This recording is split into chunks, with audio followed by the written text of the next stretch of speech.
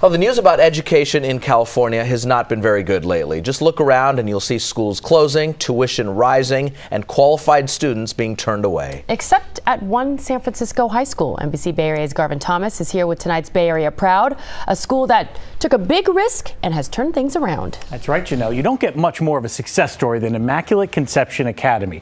ICA, as it's known, is San Francisco's oldest all-girl Catholic school. A distinction that was almost lost, along with everything else, were it not for some sisters who put more than just their faith on the line.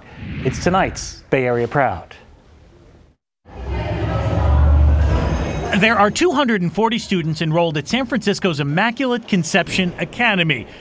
And on an average day, 1/4 of them don't go to class. Morning. Good handshake. Got everything beautiful. Thank you, Emily. Have a good one. Which you may be surprised to learn is just the way Sister Lily Fitzpatrick likes it.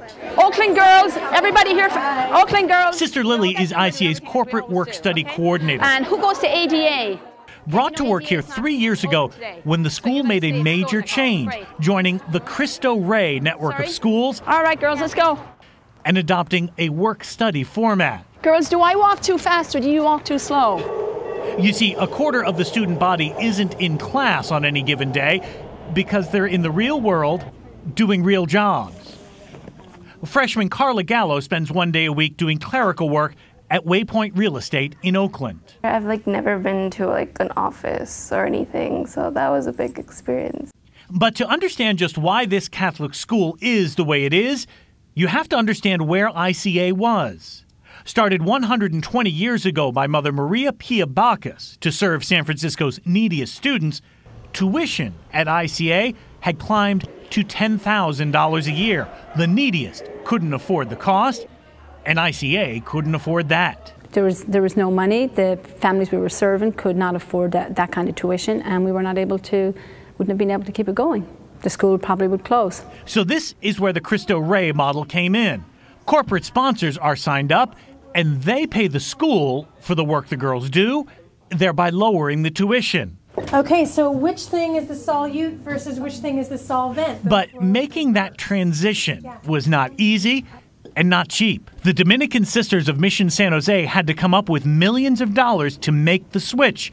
To do that, they took a big risk and put their money where their faith was. It did come from our retirement funds, it did.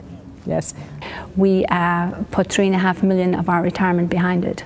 It may seem like a great risk to everyone else, but for us, it's just being faithful to who we believe we're called to be. So the base is always where the perpendicular is. So the investment 3 years in sure seems worth it.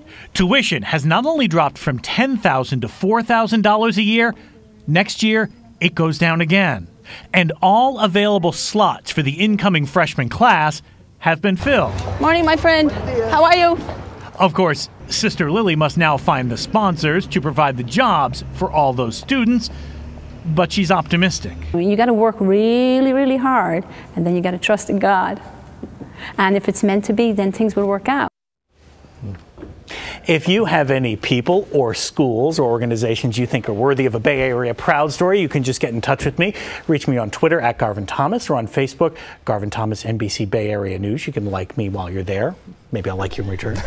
I just want to make that point again. This was a school, the tuition was $10,000 a year. It went down to $4,000. They are lowering their tuition again to just $2,900 a year. Where do you hear that happening? I know, thanks to their generosity, but also thinking outside of the box and coming to a solution and figuring something out. And the corporate sponsors, the companies that sign up to take on the students who do the work. Right. This wouldn't be possible without them either. Of course, thanks. It's Thanks a great so much, leap Garvin. of faith. Thank you, Garvin.